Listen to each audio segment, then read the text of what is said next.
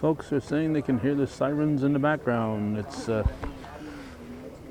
17th, about 6:08 a.m. We're at the former Plattsburgh Air Force Base Oval at the former Plattsburgh Air Force Base, the old base we know it as. And we're here for the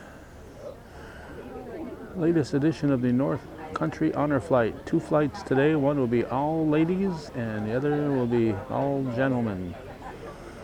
The Honor Flight folks are working on their last second plans here. I contacted this fellow here, Barry Finnegan, yesterday. He said, what are your plans if it... No, actually I said, hope it doesn't rain. Hoping he'd tell me if he had plans if it did rain, but instead he said it never rains on our Honor Flight takeoffs. So I guess all the weathermen get the message, because it's certainly raining. It's even raining on David Brown. When it rains on David Brown, you know there's trouble here in paradise. So we're expecting the parade of bikers in the rain, and expecting a large group of veterans to be arriving shortly. The Honor Flight is, of course, a trip to Washington, D.C., put on by this nonprofit group, and it's part of a national movement to get started with honoring our World War II veterans, and it's now gone on to honor all veterans of foreign conflicts. So I don't know if Barry will have time to chat with us. We're trying to keep our camera out of the rain as much as possible, and I'm sure it will impact the crowd. We've had huge crowds here the last year or two, and I would imagine it will cut down a little bit on the casual person coming to this event. If they don't have someone personal involved, they might be taking the morning off. It's about 60 degrees, and forecast is rain pretty much throughout the day.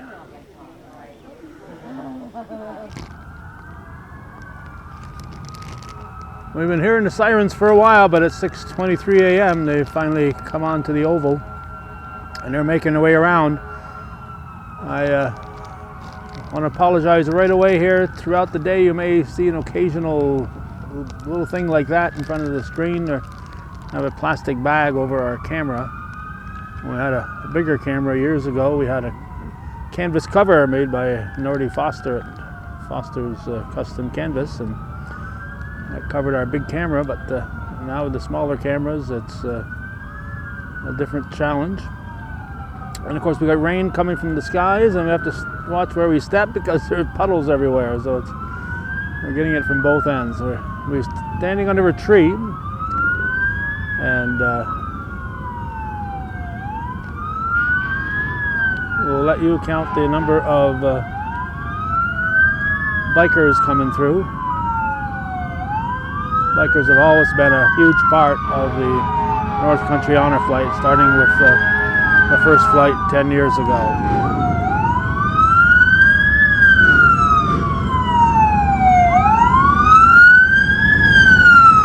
Plattsburgh City Police leading the parade.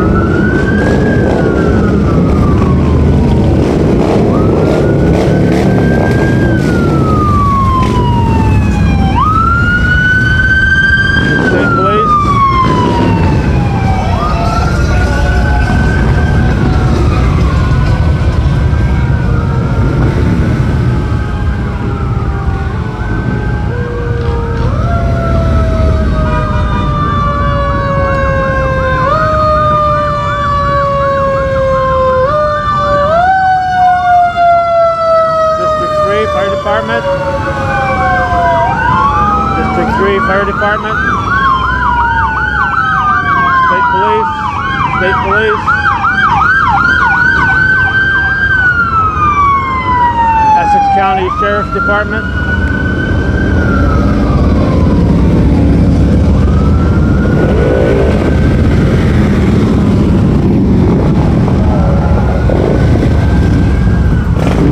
Essex County Sheriff's Sheriff's Department, Keysville Volunteer Fire Department. There's a bunch of honor flight truck, state police.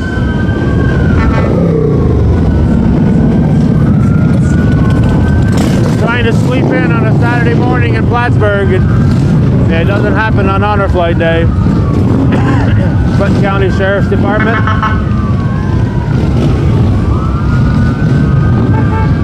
State police.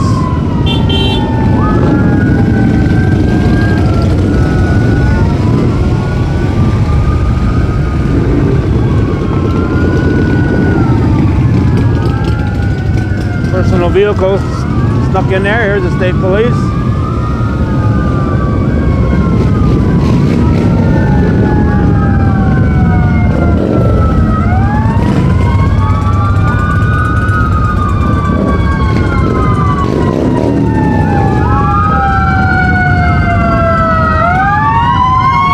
Morrisonville Fire Department. Morrisonville ambulance.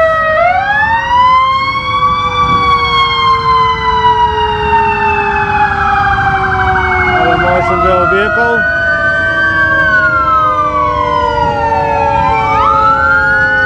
Katyville.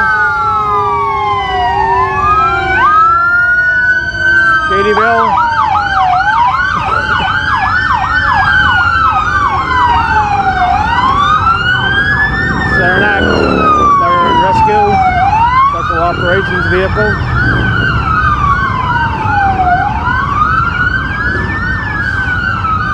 Clinton County Sheriff's Department.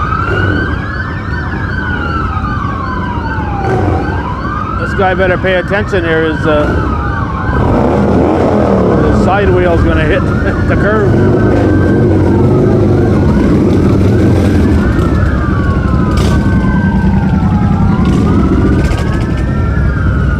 Customs and Border Protection. One guy with no helmet on here. He's going to get a ticket. No helmet, no hat.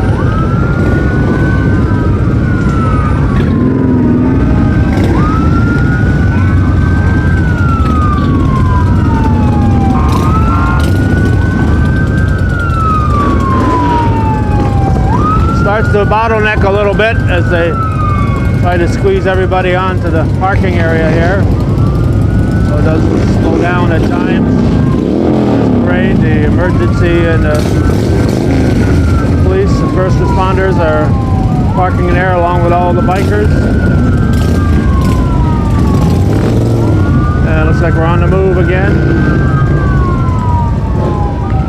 Customs and Border Protection.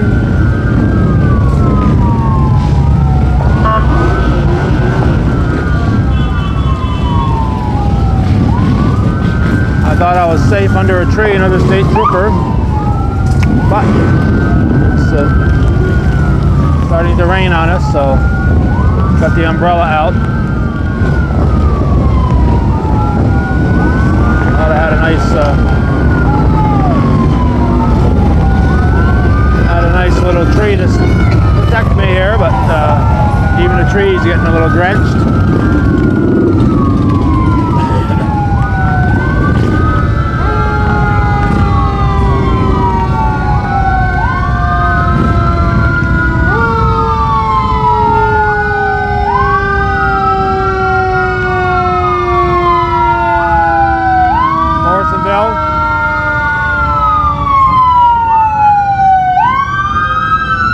Another Morrisonville EMS vehicle.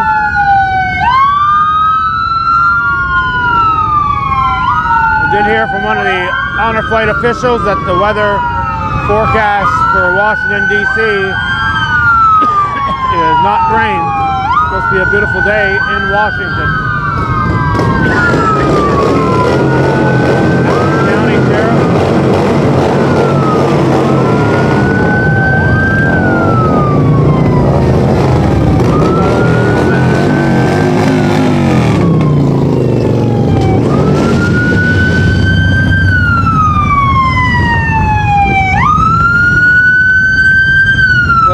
Sheriff's Department, Plattsburgh City Police.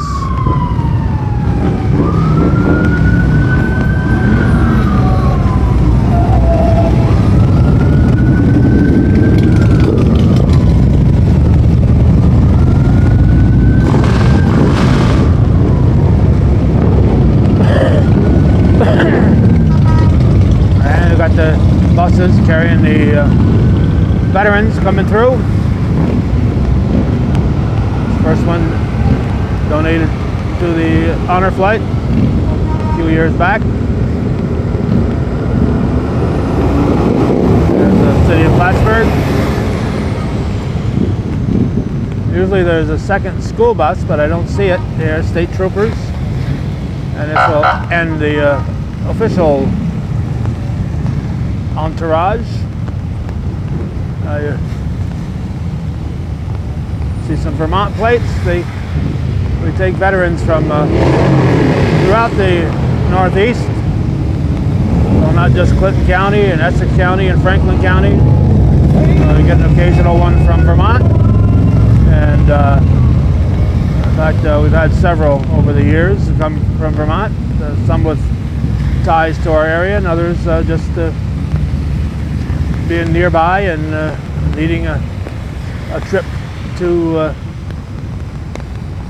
Washington to see the monuments there. They'll see the World War II monument. Again, that was the original plan, was to bring all the World War II veterans who'd never made it to see their monument, because the World War II monument was late in being constructed compared to the other monuments. And so they brought the World War II veterans, and then the Korean. Now we're heavily into Vietnam, and we even have some more recent conflicts when circumstances dictate it. So we're going to switch locations, and it looks like we're going to be rained on for the duration, unfortunately.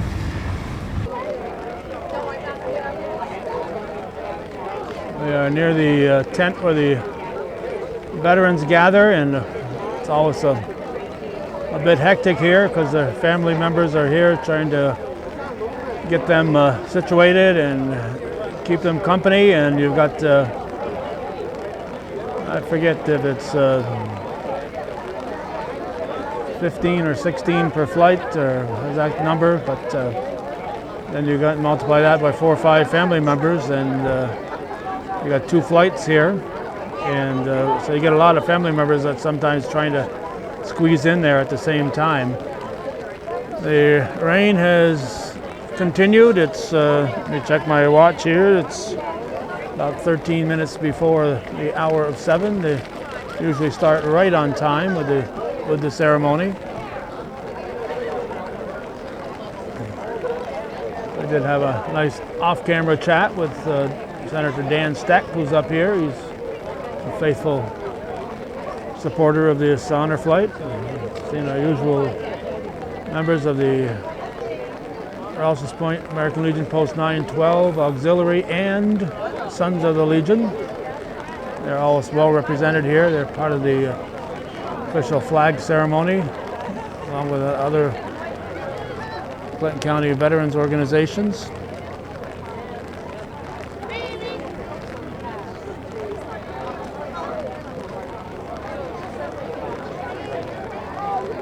And there's always news media showing up for the reporters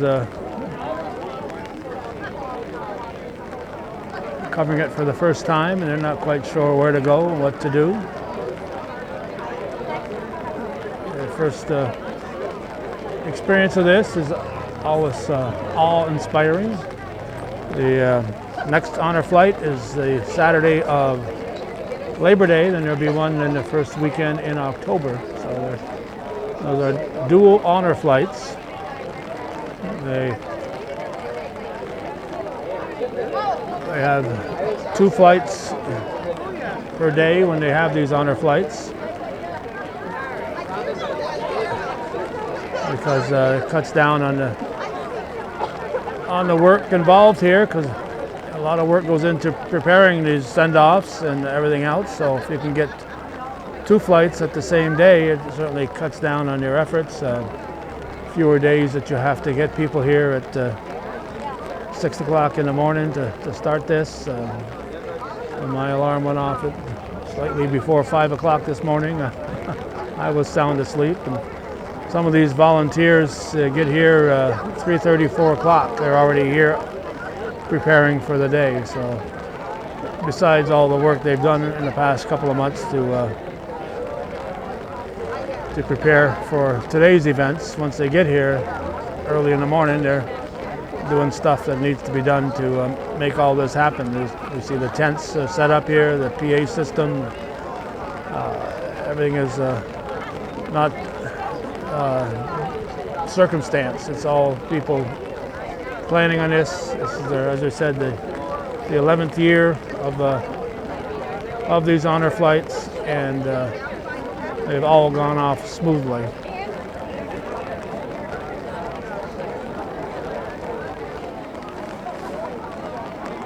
It's about 3 minutes before 7. We are in the moments before the ceremony is about to get underway. We got newbie reporters continuing to talk to the flight. The 15 ladies on the first flight that'll be announced, and 15 gentlemen on the second flight that's going to be announced.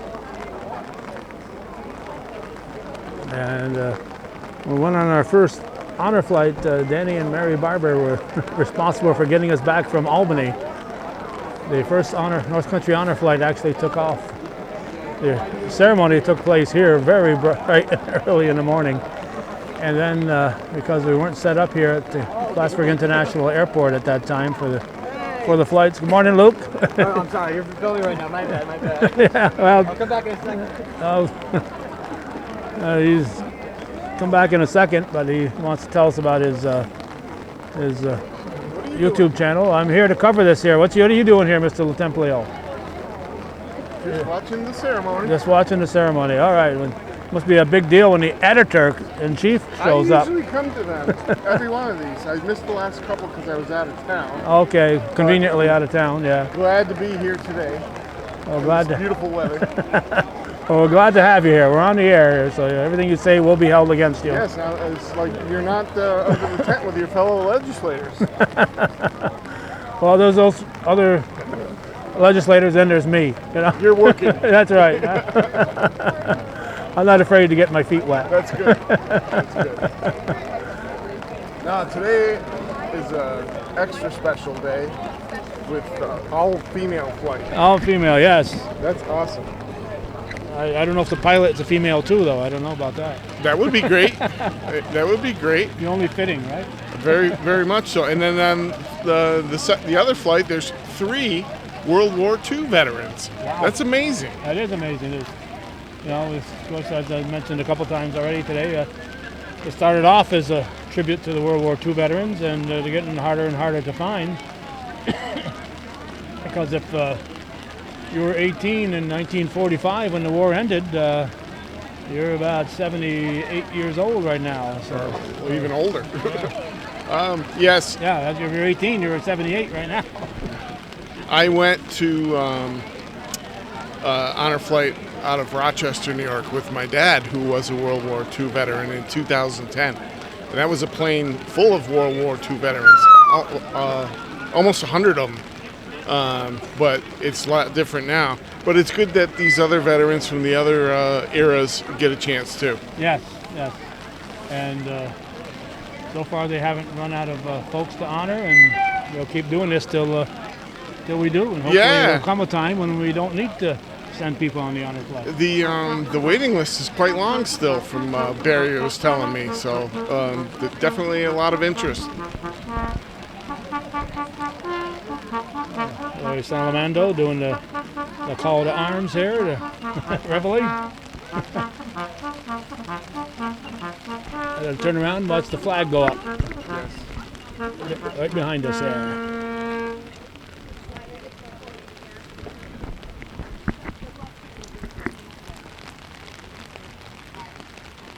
Good morning, North Country, and welcome to Honor Place number 46 and 47. All right, and I guess my math was a little off there. That 18 to that 78 that I said, so it's 96. And 18 veterans on this North Country Honor. 96 years old, not 78. So 96 years old if you were 18 and 45. Thank you so much for everybody coming out on Forgive my undesirable conditions. off-the-cuff math. Just for This is reference, Barry this Finnegan. is an absolute first. 47 flights, and it's never rained on Honor Plate until today. So let's hope it's the first and only, and never happens again. Well, we did have some indoor ceremonies. This is the first for Honor Plate as far as who the veterans are. This is our first all-female veteran Honor Plate.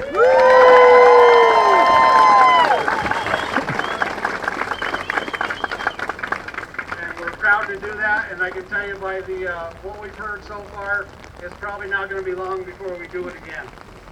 Wow. Not to be outdone, the second flight, number 47, has got a rarity on it also. Not only one Korean War veteran, a bunch of worthy Vietnam veterans, 3 World War II veterans.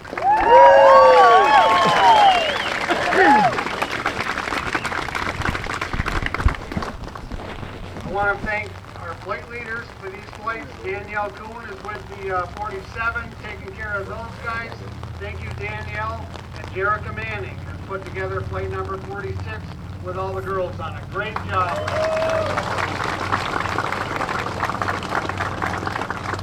Of course, our sponsors are a huge, huge part of this. This is what makes us fly.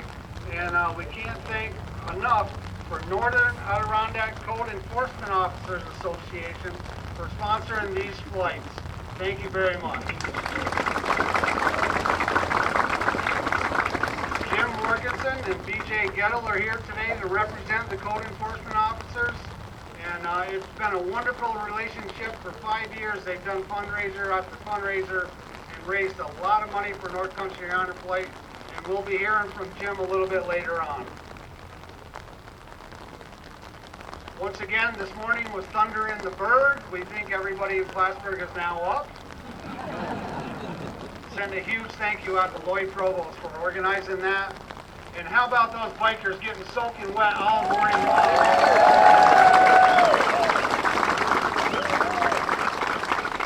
I know some of those guys left at 3 a.m. this morning to go get these veterans and deliver them all here. So can't thank you all enough.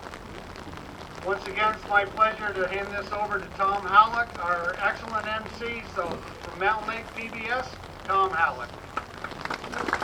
All right. Barry, good morning, everyone. Morning, Thomas. What a great crowd. Thank you for coming out. Let's get things started right off with our national anthem. Please stand as we welcome Sonny Parent from Champlain, New York, to perform it on his guitar.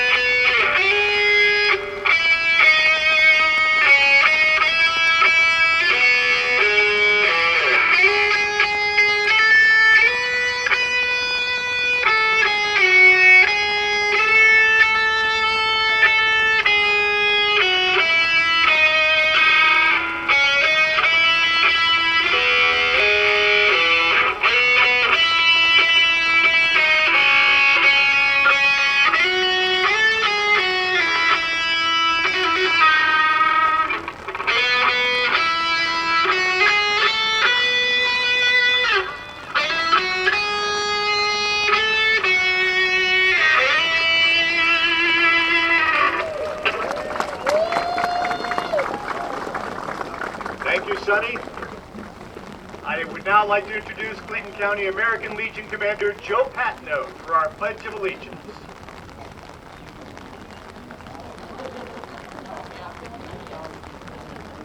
Good morning, everyone. Have you face the national colors of the great nation? Hidden behind our flag over Pledge there. allegiance to the flag of the United States of America, and to the republic for which it stands, one nation, under God, indivisible, with liberty and justice for all. Thank you. Thank you, Joe. I would like to introduce some of our dignitaries and representatives here with us this morning. Please welcome New York State Senator Dan Stett, representing the North Country, District 45. There he is.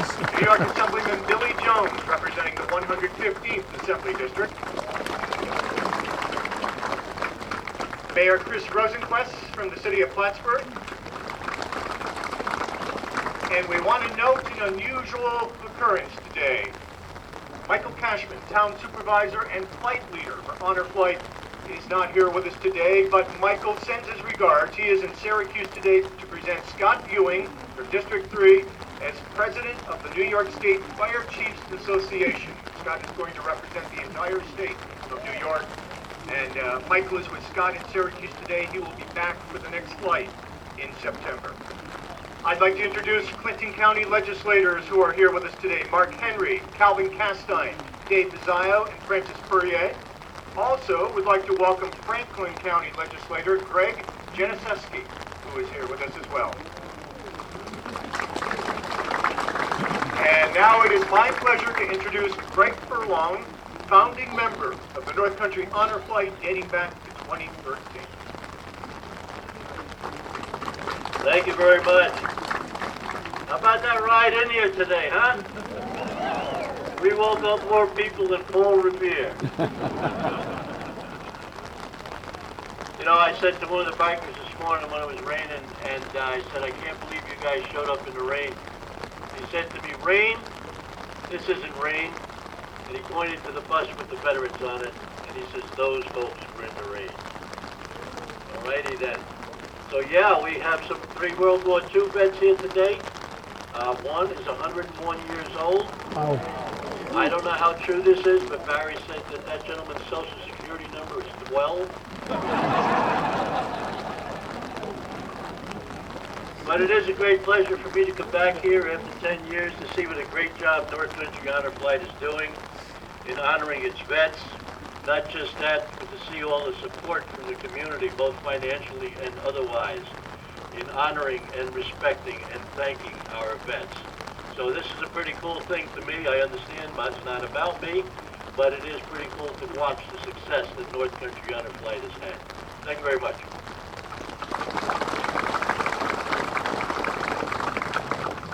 Thank you, Greg.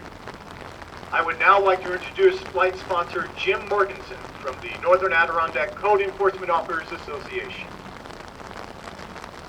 Thank you, Tom. I wanted to say something positive about the rain. It's going to keep my speech extremely short. So BJ and I represent all the code enforcement officials. Those are building inspectors, by the way, those people you know and love in your heart. So what we do is get together once a year, and part of what our mission is to raise money. So over the last 30 years, we've raised money for different college educations. We make a Wish Foundation, Habitat for Humanity, and somewhere around 5 years ago, I turned to BJ and I said, BJ, what do we do next? She said, you know, my father's a veteran, my grandfather's a veteran, I'm a veteran, what about Honor Flight? And that's when we became, a magic thing happened. Another member of our organization, Alan, who's retired Air Force veteran, said he knew about it. And he works in the office here in Plattsburgh, along with Steve Einhoff, retired from the Coast Guard, another veteran. So see how this pattern went? I talked to a veteran, who talked to a veteran, who talked to a veteran, who brought Barry to our meeting. Barry gave a short video and a wonderful speech. We immediately jumped on board. And I'll just tell you real quick what happened. We started to ask for money. This is a group of not well-paid people, and it began, Alan got $1 in the front, $1 in the second. You got to about the 4th gentleman, and he stood up, and he said, I'm a veteran. My family's all veterans. There's $20 in this hat. Everybody better go dig. And asked Barry, before we got around the room, we sponsored, that's the first flight that we sponsored. So We're not sponsors. You don't need our support. This is our way of saying thank you, and we're just happy and grateful that we're able to do it. God bless you all.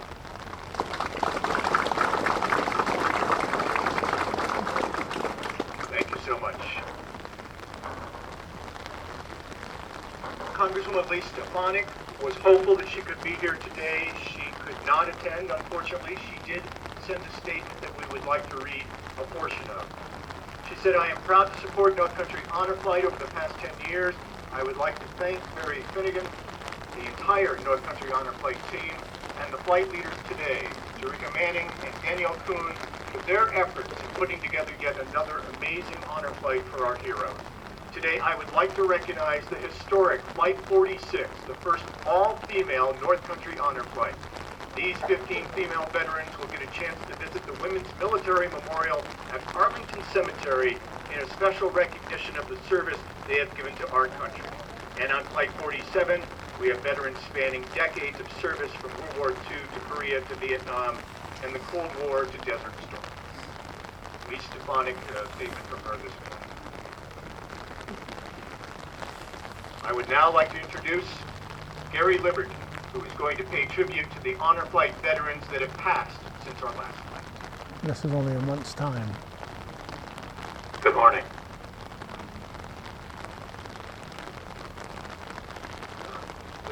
We've lost a few again since the last flight. So let me make a pitch for, if there's any veterans out there that you know, World War II, Korea, right on down, talk to them about going on this flight. Time is of the essence for some of our folks.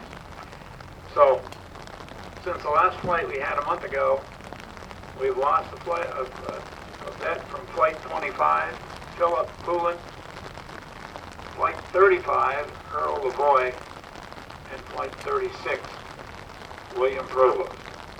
So, at this time, we're going to offer a gun salute and taps. Please turn and face the flag.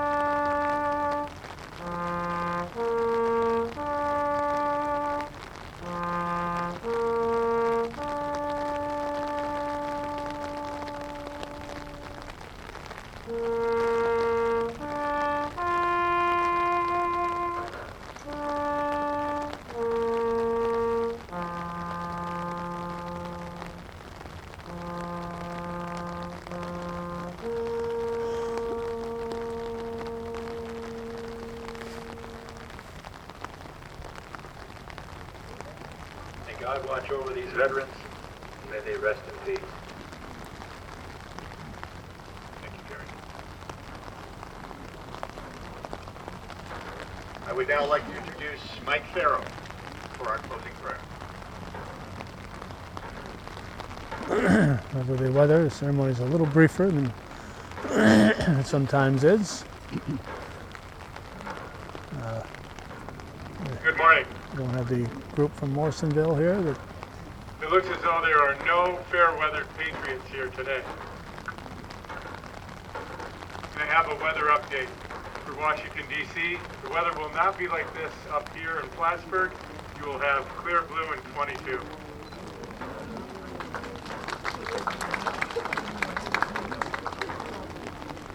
That is not temperature. The ceiling is 22,000 feet, and the visibility would be 22 miles. Truly, North Country Honor Flight continues to up its game by providing a special blessing of an all-women's veterans flight. Ladies, may this day be a day where you are ardently share your days of service with each other. We pray this voyage comforts you with joy and remembrance. Today we honor a range of Patriot veterans that spans 8 decades, from World War II, Korea, Vietnam, Lebanon, Grenada, Panama, Desert Storm, and Operation Enduring Freedom. On today's flights, now we may have some discrepancy here.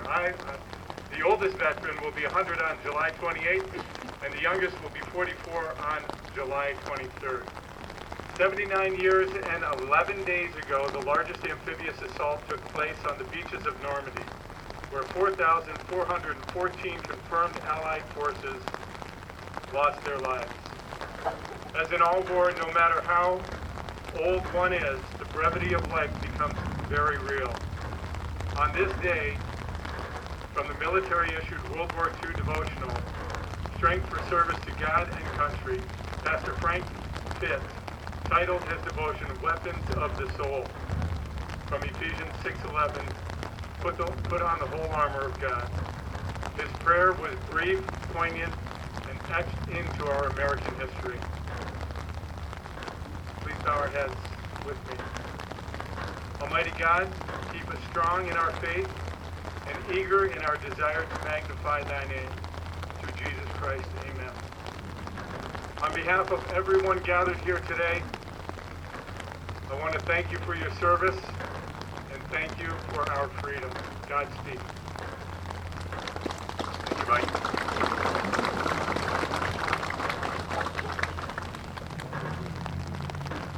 It is now my honor to introduce Director of Operations Janet Dufrey with the bios for our veterans of the peace. That's our cue to relocate, and the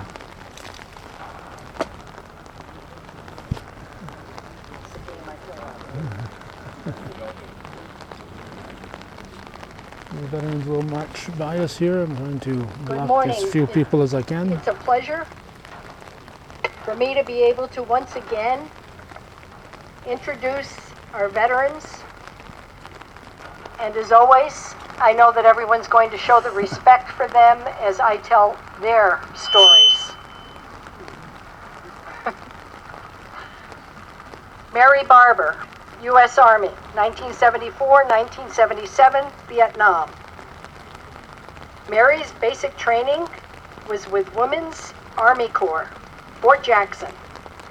Starting at 6 a.m. in freezing cold, 15-minute breakfast, drill training in the heat of the afternoon. Mary can break down and reassemble an M16 in 8 seconds. Wow. She can drive a deuce and a half. At Fort Sam Houston, Mary became a field Medicare surgical, with surgical setups. She identified 100 surgical instruments. Mary was an operating room specialist.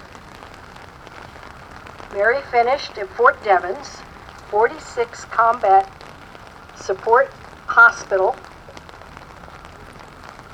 a descendant of the original MASH unit.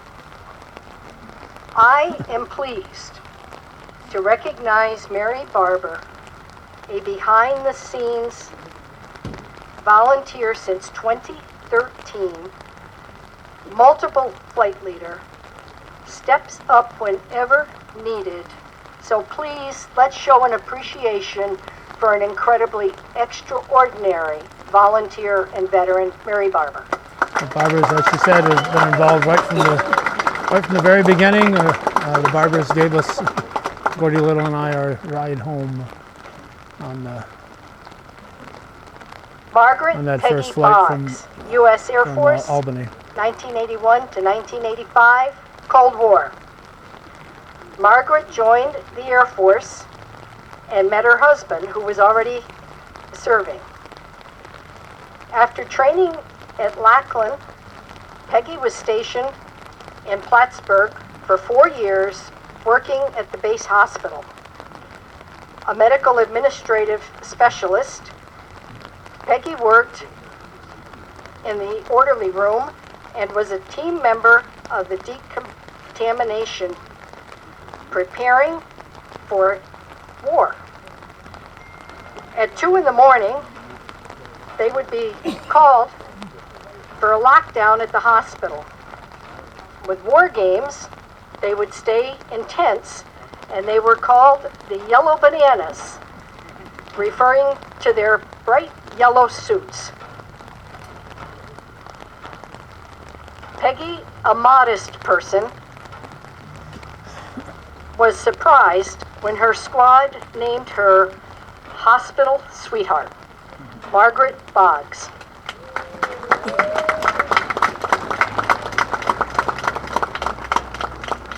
Oh boy. Deborah Briggs, U.S. Air Force, 1972-1995, Cold War.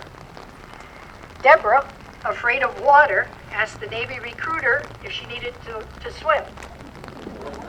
He said, "We'll teach her." She joined the Air Force.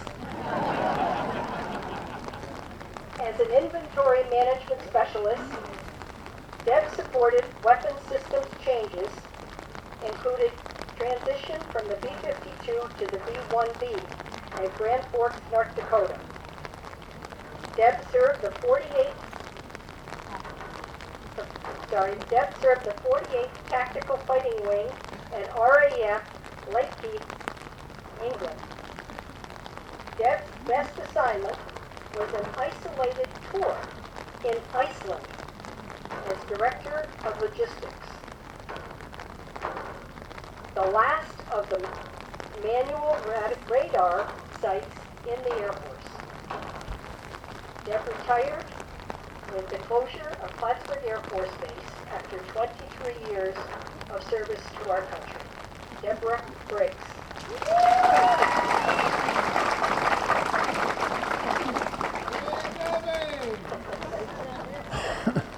Joyce Trudeau Connors, U.S. Army, 1975-1996, Desert Storm.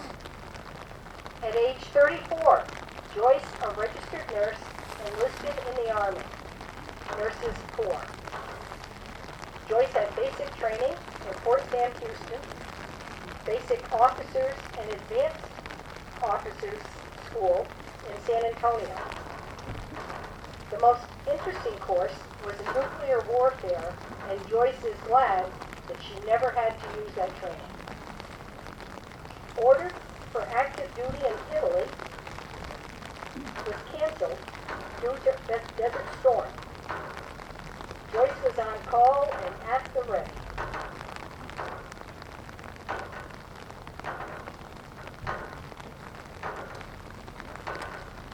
A portable TV during the World Series assured Joyce was the most popular person on the base.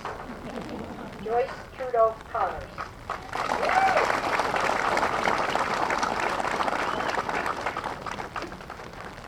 Thomas Connors, Vietnam Guardian for his wife Joyce.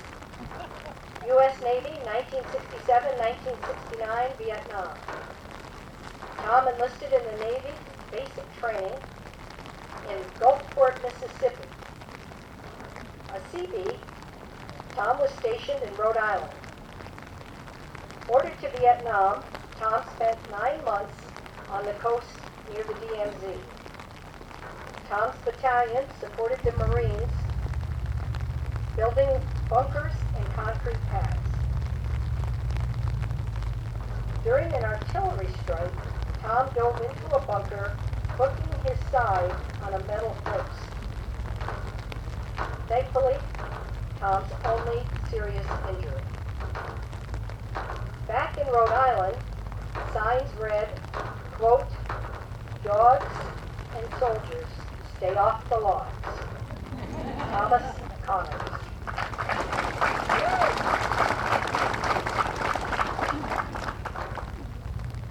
Jennifer Curry, U.S. Navy, 1973-1976, Vietnam.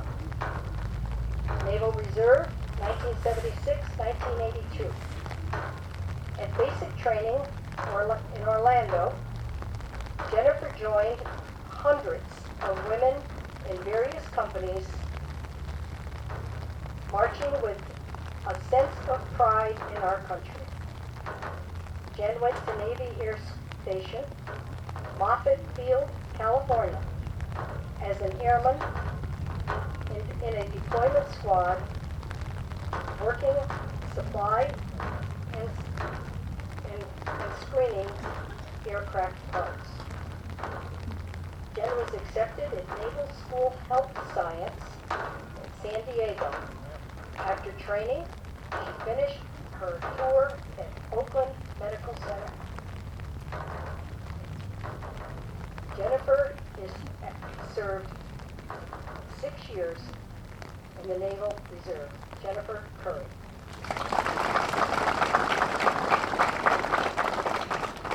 Lois Duford, U.S. Air Force, 1965-1966, Vietnam. Lois joined the Air Force with dreams of seeing the world. After boot camp in San Antonio, Texas, Lois was stationed at Stewart Air Force Base near West Point. Lois was an administrative assistant at her first duty station when she met the man she would live with for 56 years. Lois left the Air Force and became a military wife.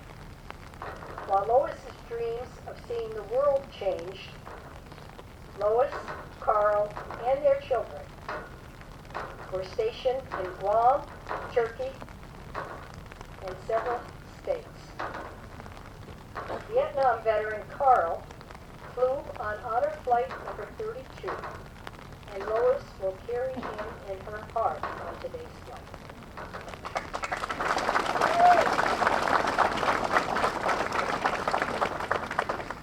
Diane Kinney, U.S. Air Force, 1974-1987, Cold War. Air National Guard, 1989-2008. When Diane signed up, as the recruiter asked her if she wanted to do paperwork. She said no. Asked if she wanted to do aircraft maintenance, Diane said sure, making her one of the first females in the aircraft maintenance career field. Stationed in California, Germany, Idaho, and finished finally at Plattsburgh Air Force Base, Diane knew the Adirondacks was where she wanted to be. Retiring from the Air National Guard, Diane received the Volunteer of the Year Award for 32 years serving as an honor guard, her best duty assignment ever.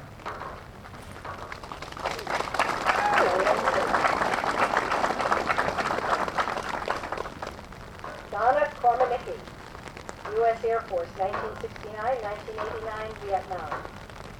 Donna served 20 years as a visual information media technician.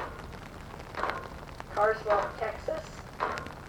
Donna was a projectionist for E-52 and FD-111 aircrews. At Plattsburgh, Donna was assigned to the Audiovisual Library and Photo Lab.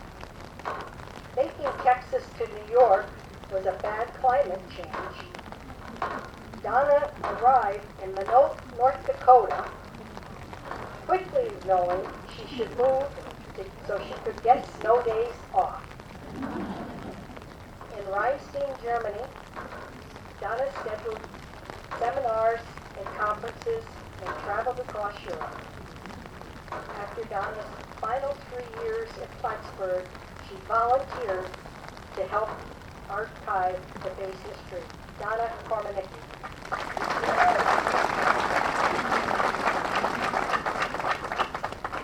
Mary LaBarge, U.S. Marine Corps, 1964-1965, Vietnam. Mary enlisted in the 4A Women Recruitment Battalion at Parris Island.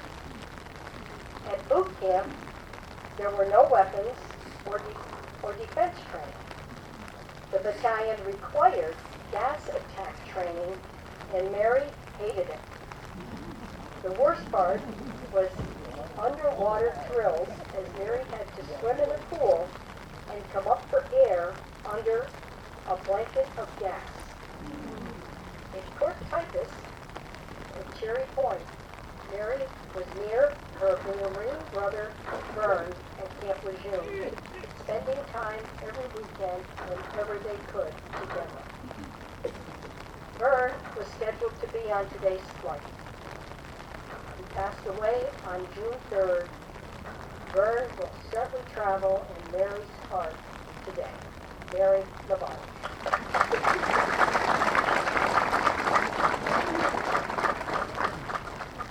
Donna LaPearl, U.S.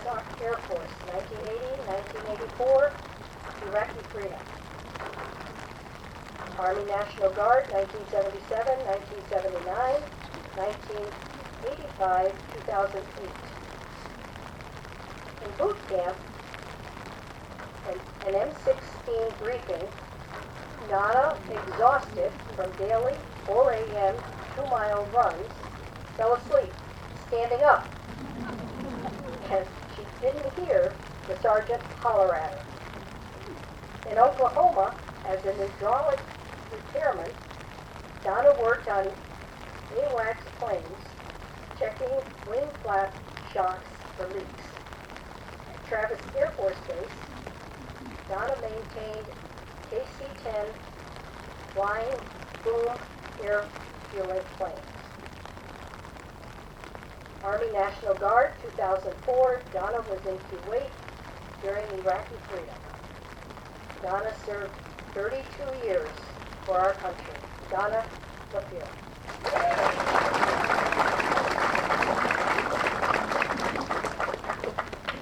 Vicki Mangieri, U.S. Air Force, 1983 to 1992, Desert Storm.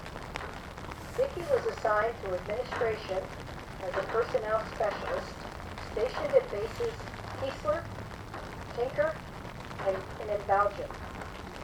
Vicki's favorite part was traveling to Paris, Amsterdam, and Holland on weekends off. Stationed at Plattsburgh, Vicki was named Strategic Air Command Base Level Personnel Specialist of the Year. A year later, Vicki was selected as Base Level Technician for the base. Vicki was responsible for processing passports to immunizations for all deployed to Desert Shield and Desert Storm. Vicki Mangieri.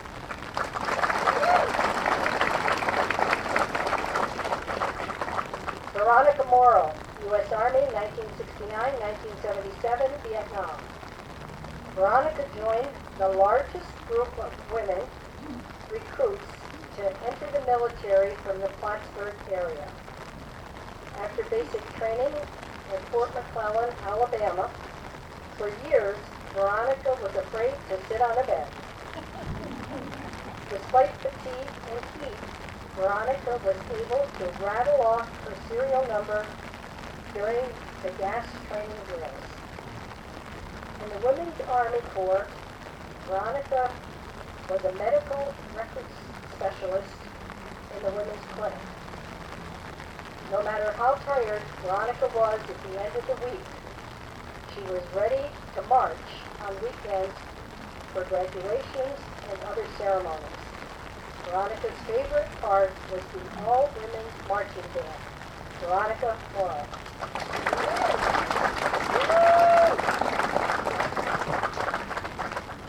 Katie Reynolds, U.S. Navy, 2000-2002, Iraqi freedom. Katie was standing watch in Norfolk, Virginia, when orders came to close the gate, do not let anyone in. Without a radio, Katie did not know the cause, soon learning the Twin Towers had fallen. It was an intense time as orders were issued to get all ships out of port. As a gunner mate on the USS Arctic, Katie said they had a 6-month cruise through the Persian Gulf. As the ship was scheduled to be decommissioned. On the last voyage, they stopped at many ports. Katie said the most interesting experience was standing watch as the USS Arctic went through the Suez Canal. Katie Reynolds.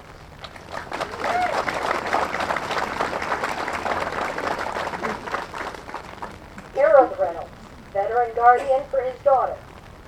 U.S. Air Force, 1973-1974, Vietnam. Harold enlisted and attended boot camp in San Antonio. Harold trained at Lackland, joining the Air Force Law Enforcement Division. Harold's first assignment was walking flight line perimeters, 12-hour shifts for 6 straight months. Harold was injured while on duty.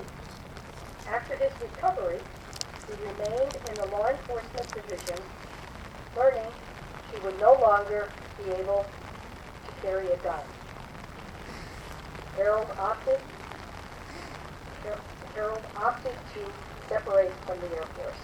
Harold Reynolds.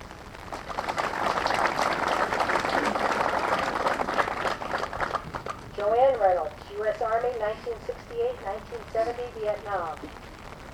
Joanne joined the Army Nurse Corps to finish her nursing education. Ordered to Vietnam, stationed at the 93rd Evacuation Hospital near Saigon, Joanne received soldiers from everywhere. They always asked first about their brothers. Joanne worked 10 to 12-hour shifts in a burn hospital. On Christmas, Bob Hope visited the hospital. Joanne noticed he was standing under the mistletoe, and he called her over for a kiss. Sent to Fort Belvoir, Virginia, Joanne completed her tour of duty in labor and delivery. A nice change. Joanne Reynolds.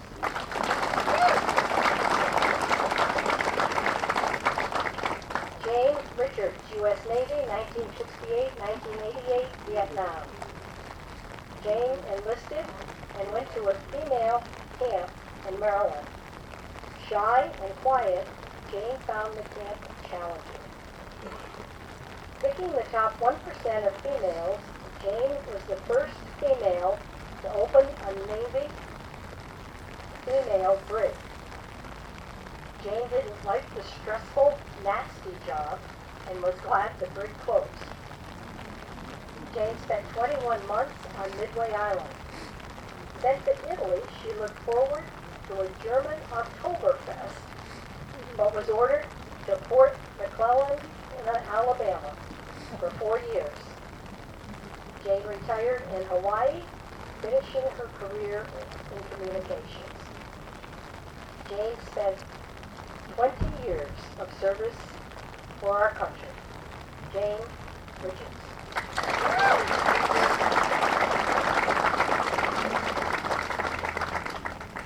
That completes our bios for Flight 46. We move on to Flight 47. And as always, I know you will respect the gentleman also on Flight Again, with 47. World War II veterans, the youngest would be 96, 78 years ago, and 45. Norton Davis, U.S. Navy, 1944-1946, World War II. Norton, a senior in high school, turned 16 on Pearl Harbor Day. His parents refused to sign a waiver, so they made a deal. If Norton went to college, he would go if called to serve. Leaving Purdue, Norton, an electrical engineer, served new electronics. One radar service could tell if the plane was friend or foe. When the Korean War broke out, Norton joined the Signal Corps Engineering Lab. A two-star general called saying the helicopter pilots were being shot down and they couldn't find them. They needed equipment. The general ordered Norton to prepare equipment to ship in 6 months. Normally a 2-year project, the general assured, quote, "I have your back." Norton had 600 pieces of equipment loaded on a ship to Korea in 6 months. Norton's father served in France in World War I. He taught Norton to realize what we have and who we are in America. Although this is a few weeks early, please join me in celebrating Norton's 100th birthday on July 28th.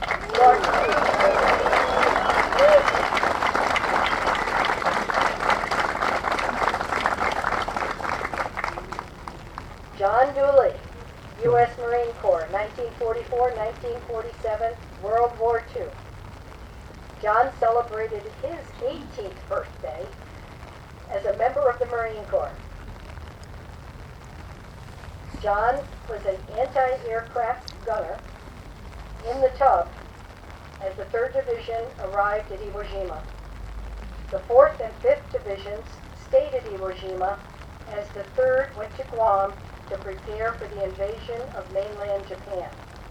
After the bomb dropped, there was no invasion. John's division went to China to defend the American embassy and help the Seabees rebuild it. John was on the Great Wall of China when he realized the nationalist Chinese, led by Chiang Kai-shek, were on one side of the wall, and the communist Chinese, led by Mao Tse-tung, were on the other side. As a firefight ensued, John and his gunner crawled under their vehicle. John said, "This is the stuff that happens when boys get together." The war stayed on John's mind for a long time, called battle fatigue at the time. John enjoyed a day at his son's house with Captain Dan Marshall, twice shot in Iwo Jima, the lead intelligence officer of the 4th Marine Division. Leaving, John reached the bottom porch step and saluted the captain. Captain Marshall did not return the salute. The captain went down the steps, shook John's hand, looked him in the eyes, and said, "John, the war is over." Since that moment, John has been more relaxed and battle fatigue is gone. On June 26th, John and his wife will celebrate their 75th wedding anniversary. John Dooley.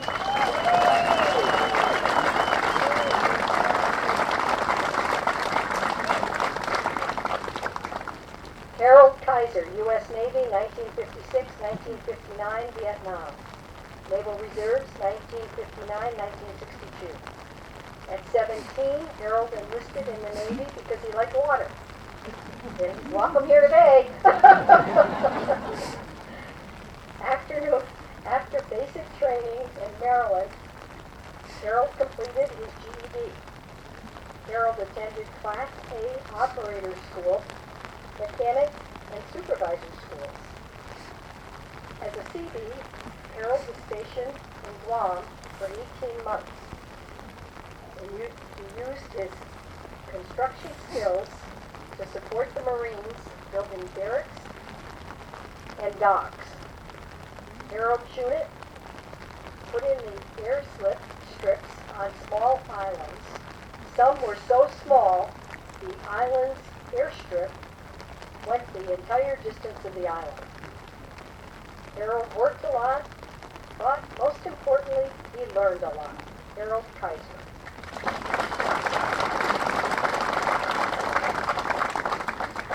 Richard Lamontagne, U.S. Air Force, 1965-1988, Vietnam.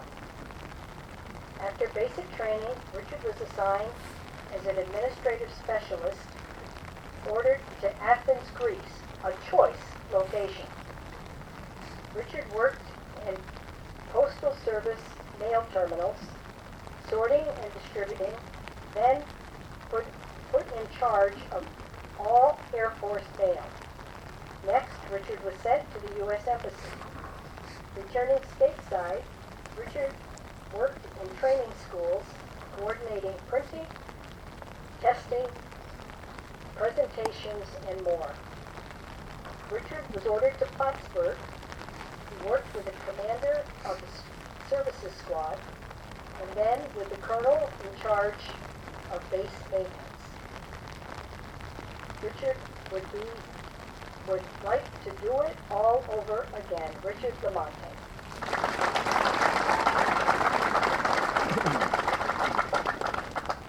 Galen Vicoye, U.S. Army, 1983-1994, Desert Storm. Galen enlisted and completed basic training at Fort Knox. At Fort Riley, Galen had cohesive training in a cohort going back and forth between Fort Riley and Germany for 18 months. Deployed to Iraq, Galen's division took part in the 4th Battalion, 37th Armor, going through minefields to liberate Kuwait. A 17-year-old soldier asked Galen if he would be bringing him home. He said yes, and proudly brought every one of his platoon home. Galen received 13 medals, including the Bronze Star and Meritorious Service Award. Galen Vicoye.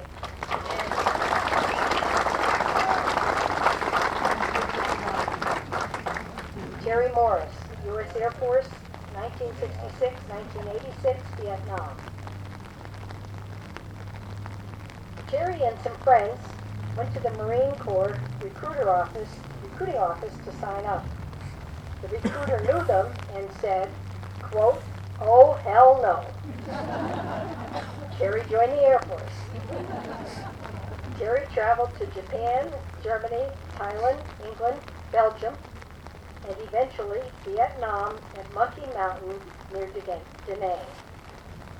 Part of Terry's duties were to load the aircraft tip tanks with Agent Orange, disposing of the empty drums. Of course, no one talked about the dangers until after the war. Terry retired from the 380th Bomber Wing, Plattsburgh Air Force Base. Terry says he would do it all over again. Terry Morris.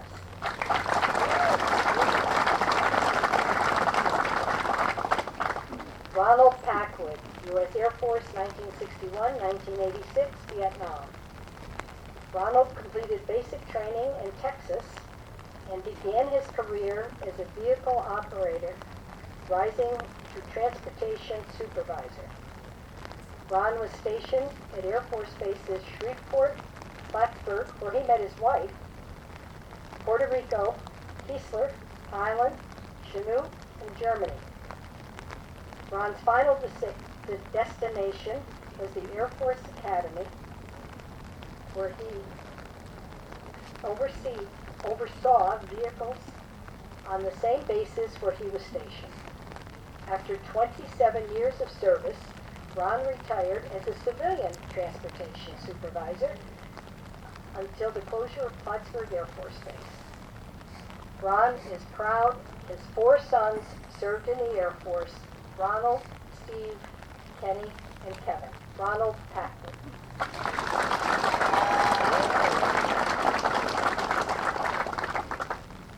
Kevin Packwood, veteran guardian for his dad. U.S. Air Force, 1989-1998, Desert Storm. Kevin enlisted and was stationed at Plattsburgh Air Force Base until the base closed. A member of the base security forces, Kevin was one of the last to leave.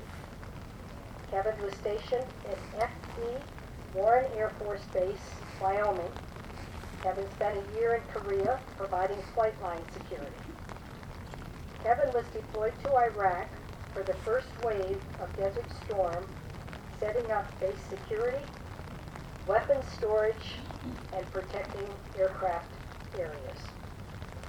Kevin enjoyed the camaraderie of the close-knit team, and he would do it all over again. Kevin Packwood.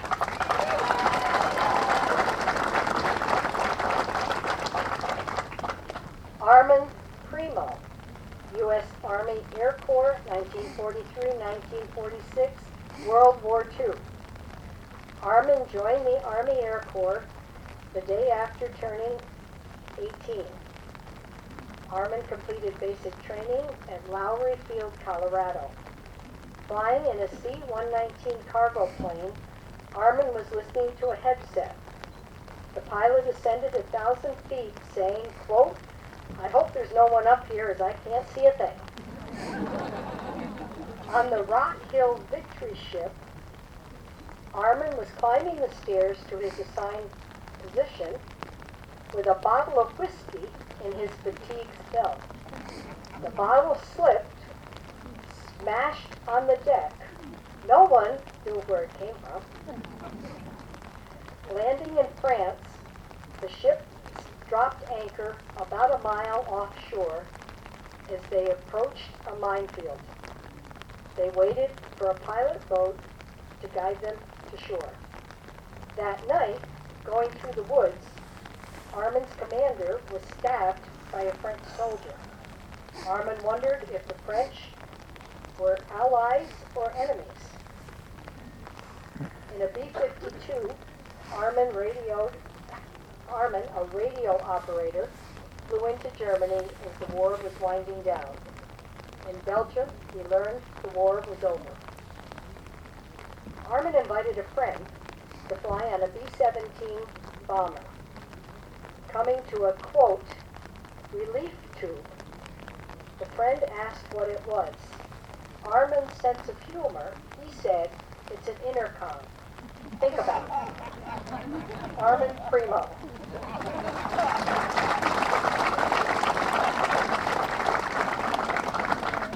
The veterans all know what that means. Philip Pirot, veteran guardian for Armin Primo. U.S. Army, 1977-1987, Cold War. Vermont Army National Guard, 1987-1990. Philip's first flight was to Fort Dix for basic training, landing in a record snowstorm. 50 soldiers wide, up to their knees in snow, shoveled one shovel at a time to the soldier next to them. Sent to Maryland, Philip attended tank and diesel mechanic school, trained on diesel trucks, in generators and jeeps. Philip moved on to engineer and master mechanic. At school, he then became an instructor of on cold weather survival. Returning home, Philip served 12 years with the Vermont Army National Guard. Philip Pirot.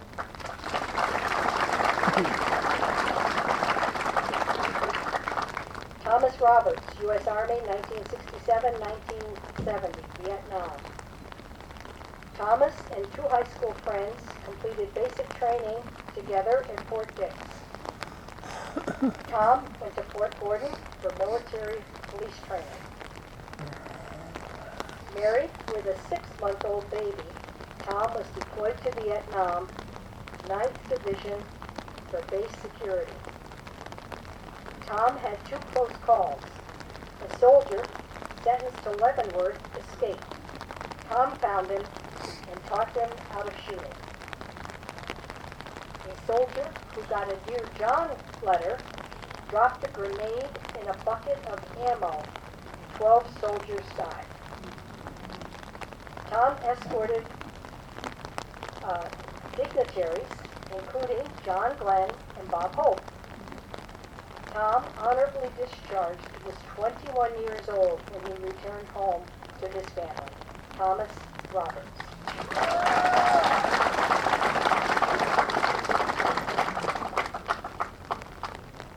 Richard Shinnock, U.S. Air Force, 1951-1955, Korean.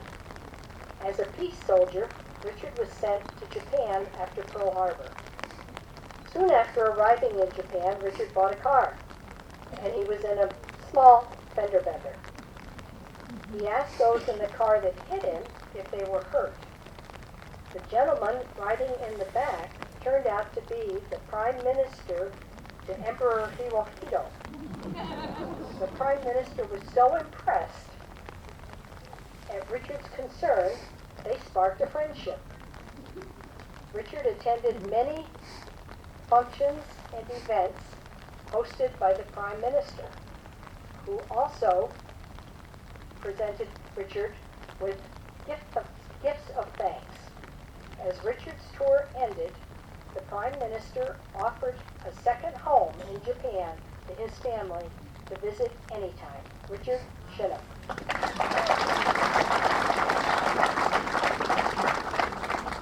Jean St. Cyr, U.S. Army, 1969-1972, Vietnam. At 18, Jean attended basic and advanced infantry training at Fort Dix. Sent to Germany, Jean drove commercial trucks from ports to bases near the North Sea. Jean re-enlisted and was ordered to Vietnam. Jean's division supported the 4th Infantry Division, delivering supplies to bases near Pleiku. Jean's transport was ambushed. Sadly, Jean was not able to save the truck driver. A second ambush, Jean was injured, flown by helicopter to a hospital. Jean was awarded 2 Purple Hearts. Jean St. Cyr.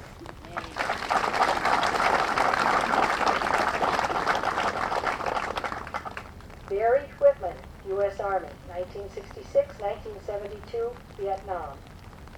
After training at Fort Dix and Fort Polk, Barry was assigned to the 25th Infantry Division, known as the Wolfhounds. In Vietnam, Barry was a radio operator for the company commander. In battle, Barry was shot in the chest, missed his heart, hit his lung. Barry's parents were advised he had a minor injury. The local newspaper published it. A Watertown paper wrote his obituary. Rescinded it a few days later. Leaving the hospital, Barry was assigned to Headquarters Company. Barry is a Purple Heart recipient.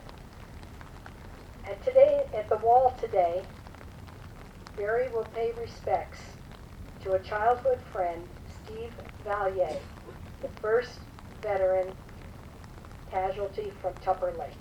Barry Whitman.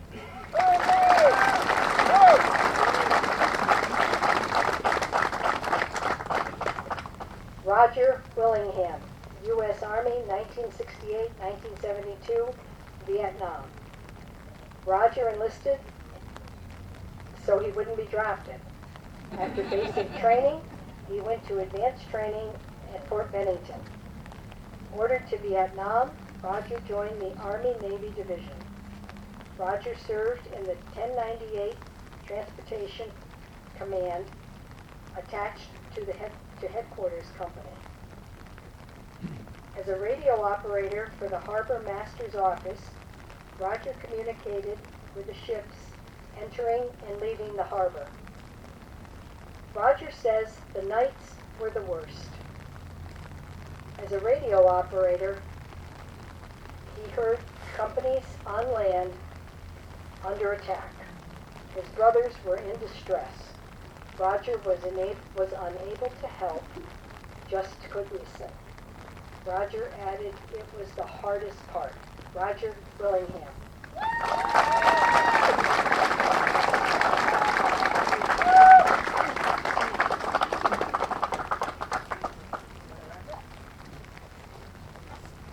Thank you, Janet. Thank you, everyone, for coming. We want to tell you that there's going to be a motorcade over to the airport It's going to be to the FBO, which is located at 1 Alabama Avenue. We will not be going to the airport terminal this trip. The procession is going to circle the parking lot. The buses are going to peel off and enter the FBO hangar. This time there's going to be a limited view of our veterans boarding the aircrafts. Remember tonight, please remember, around 8:30 our veterans will be returning back home right here at the Oval. A reception is planned. We hope that you can make it back here to provide them with a warm welcome home. Thank you so much for coming out on such a rainy day. We hope to see you all again in September. Thank you.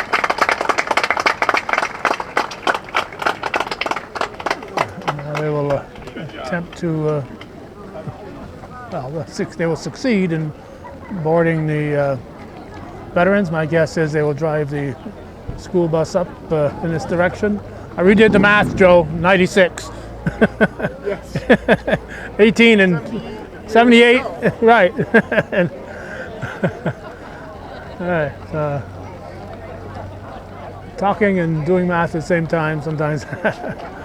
I was, again, World War II veterans, 78 years ago, they would have been 45 at the youngest, and then 18, added 18 and 45 and make you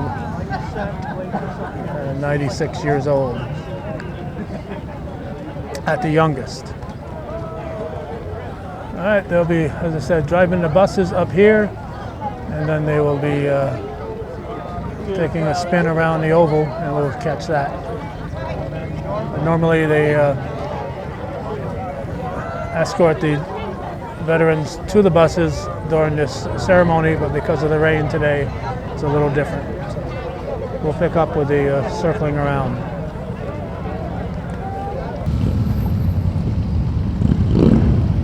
It is now approaching 8:15.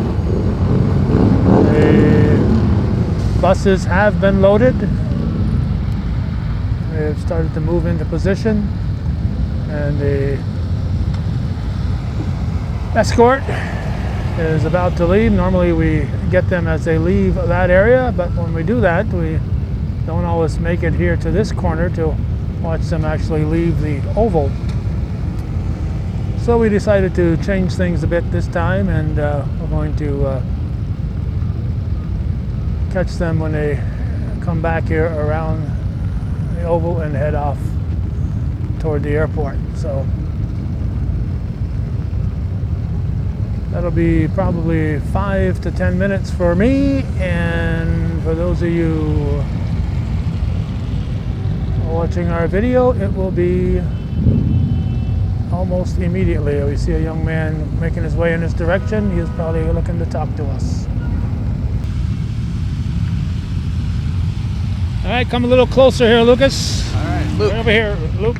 Right over here, Luke. Right next to me, right next to here, because I'll get you on in front of the camera in a moment. Okay. In a few minutes here. I know you want to be in front of the camera because you're always behind it. Your name again? Luke Basso.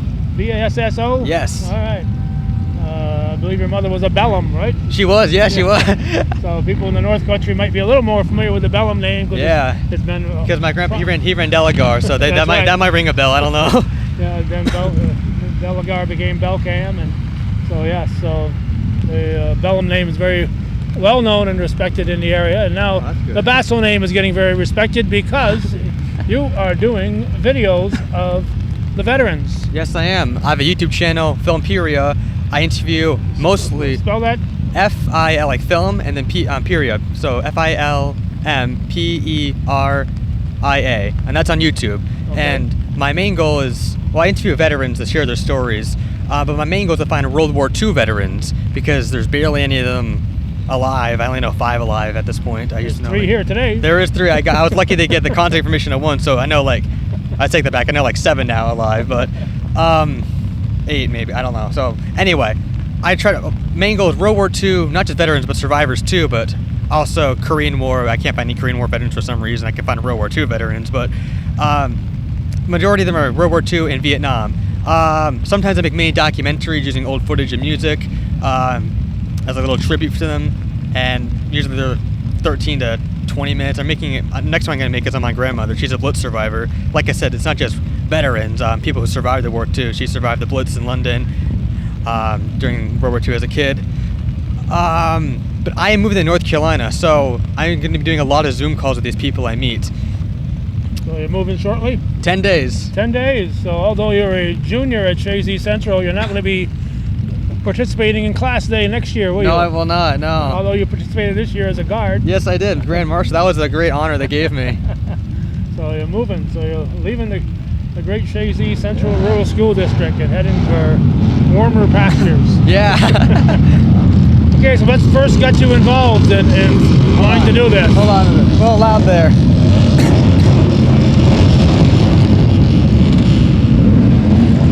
What was that? I said, what first got you involved in wanting to do this?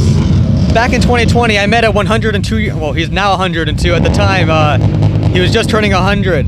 The honor flight did a little parade for him, and I attended that, and I wanted to meet the veteran. The family was like, oh, come back tomorrow. So I did come back tomorrow, and they had 2 cameras set up, and we chatted the entire time, and I'm thinking, why can't I do this? I knew at that time a bunch of World War II veterans and other veterans too. So a lot of the thing is, on my channel, you look on there, it'll be like, oh, 3 months ago this was posted, a year ago. A lot of those interviews are, some of them are like a year or two old, a lot of them. But ever since I interviewed that, well, I had the conversation with that veteran, Doug Brown, he is now 102. He lives in Peru. I decided, like, well, I know all these veterans, well, I can do the same thing. So I bought film equipment on that was my 16th birthday of 2021. And I just asked all the veterans I knew wanted to interview. 95% of the veterans I know did not want to be interviewed, but like the small 5% of them do want to be interviewed. And I get why, they don't want to talk about their experiences too. But a lot of them told me they just didn't feel like they did enough. And a lot of them are also just camera shy too, which I get. But a lot of these, I want to get as much stories out there as possible because we need to preserve this history. Because a lot of these veterans and survivors too, they come back from this and that's it. They just move on from that. And especially World War II people, barely any allowed. That's my main goal to find. And I'll be doing Zoom calls in the future because I'll be in North Carolina. So if you know any people, email me at this email address. Hold on, let me pull it up here because I need to have a different email address for this one. All right, so very special email address here, so pay close attention. So lukeb.filmpuria@gmail.com. All right, so Luke, L-U-K-E, P as in Peter. B. B. Yeah, like Basso. Yes. Okay. B as in boy. .filmpuria@gmail.com. Okay. So that's the YouTube channel is Filmpuria. Yes, it is. Okay. How'd you get that Puria name? What's that? That's a good question. People have asked me that before. I don't even remember how, because I remember I had this is the first time I actually told anyone. People have asked me before. I can't really think of a proper answer, but from this is, because I remember before, I had a few different names before this. I don't even remember what I called it. I just remember after like a month of doing it, I'm like, all right, let's stick a Filmpuria. Why not? So I kept that name. I don't even remember how I want to remember. I wish I did remember. That was, I would say, March of 2022 when I first made the channel. But like I said, a lot of those interviews are a year or two old. And what I try to do now is try to get one interview out a month, not a week. It's hard to do it now that I'm moving, but back then, yeah. So a lot of I'll be doing a lot of Zoom calls in the future. Well, there'll be veterans in North Carolina. Thousands, yes. That's something I'm excited about because it's a city there in Wilmington. So it's a lot, and also there's a lot of military presence there. We have the USS North Carolina, we have, Fort Bragg's not too far away, but it's still far away. But we have Camp Lejeune, which is in the same distance. There's a big military presence there, and some National Guard stuff, I think, too. So yes, I will be continuing some stuff in Wilmington, North Carolina. I don't plan on stopping this project. Well, I guess you can call it a project. Okay, so I'm sure if you went to any of the veterans organizations, VFWs, Legions, they could put you in touch with World War II and Korean veterans. Oh, yeah. And of course, the honor flight can do that too. And yeah, they do have one there. Yeah, that's a good point. Thanks for bringing that up. I forgot they have one there. All right, so Luke Basso, and he's leaving the North Country, but still going to be in the North. Going to be in North Carolina instead. Yeah, hold on, my mom's calling me.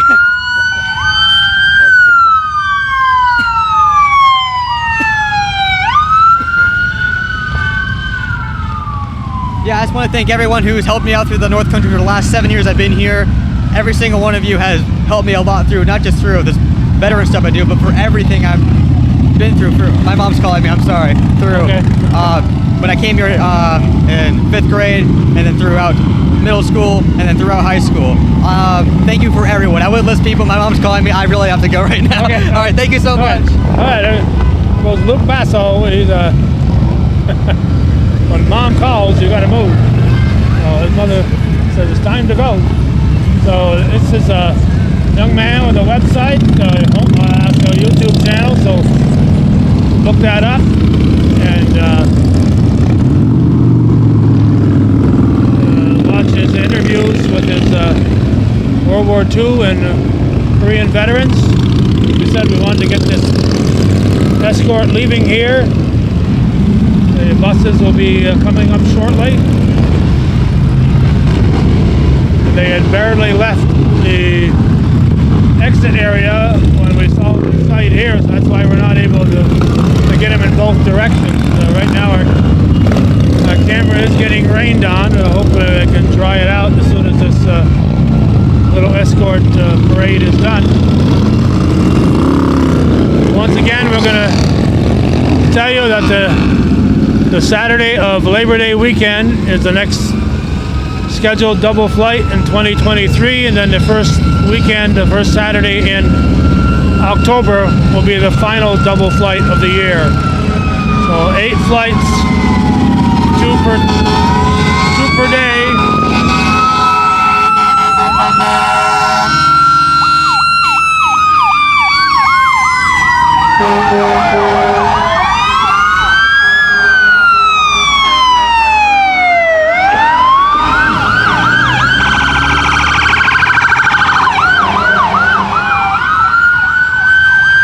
Buses will be coming around this in a moment here.